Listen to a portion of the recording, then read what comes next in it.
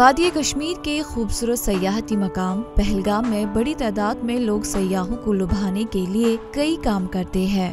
घोड़ेबान इन्हें सैर कराते हैं, गाइड इन्हें तारीखी मकामात के हवाले से आगाह करते हैं और फोटोग्राफर इनकी तस्वीर लेकर इनके खूबसूरत लम्हात को कैद करके इन्हें हमेशा अपने तारीखी सयाहती सफर की याद दिलाते हैं। लेकिन अफसोस इस बात का है कि सयाहती मकाम पहलगाम में कई होटल वालों ने अपना कूड़ा करकट पहलगाम की मशहूर नदी नदरू के किनारे पर जमा किया है, जिससे पानी आलूदा हो गया है और जन्नत नुमा वादी की कशिश को भी दागदार कर दिया है।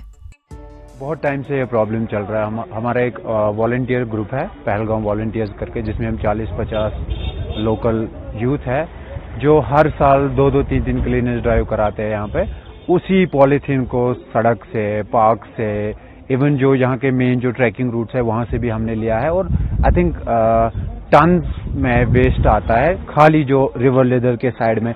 जस्ट पिछले साल हमने 2-3 क्लीनर्स ड्राइव कराया है, उसके वीडियोज है हमारे पास कि कितना कचरा होता है। स्ट्रिक्ट पॉलिसी आना चाहिए इसको लेके कि प्लास्टिक यूज करना और प्लास्टिक को फेंकना या गलत जगह पे इसको फेंकना एक लायबिलिटी होनी चाहिए, कुछ फाइन होना चाहिए। इस हद तक होना चाहिए कि अगर कोई होटल वाला ज्यादा पोल्यूशन कर रहा था तो उनका रजिस्ट्रेशन आप कैंसिल कर सकते हो।